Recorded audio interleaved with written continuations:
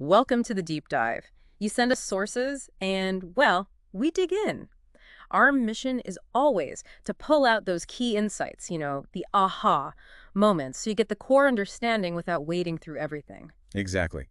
Think of us as your personal intel team. We sift through it all and bring back just the actionable stuff, the core knowledge. Okay, so today we're diving into startup success stories.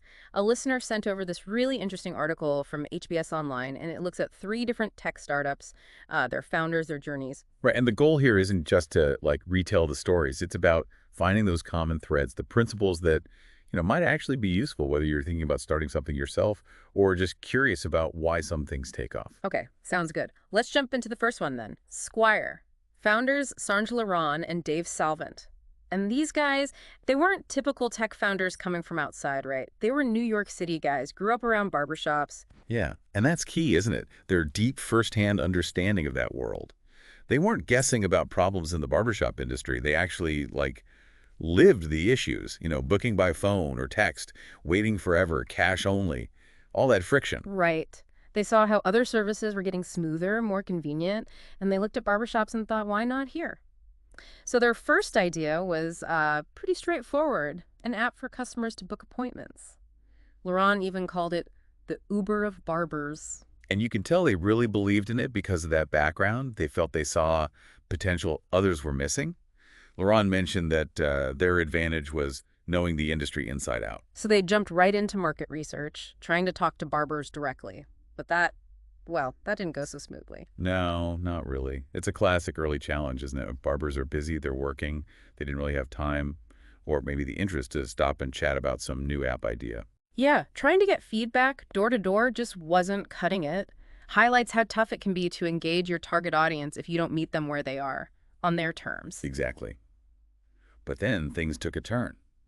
They managed to pitch to some execs at WeWork and actually got seed funding. Okay, and then they got clever about feedback. Instead of chasing barbers, they brought the barber shop to the feedback, set up a pop-up shop right inside WeWork. That was brilliant, wasn't it? A controlled environment. They could just watch how people use the app, get that real-time organic feedback without interrupting anyone's actual business. And the big takeaway from that pop-up, it was pretty revealing. Huge. They found out, yeah, customers like the easy booking and paying part.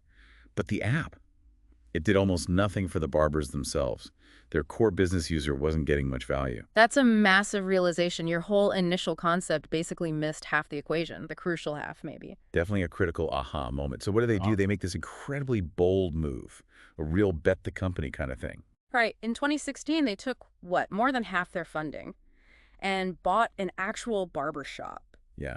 Talk about commitment to understanding your customer. They literally became their own customer to figure out the business from the inside, scheduling, payments, inventory, like the whole deal. And that direct experience, it led straight to a major pivot. Absolutely.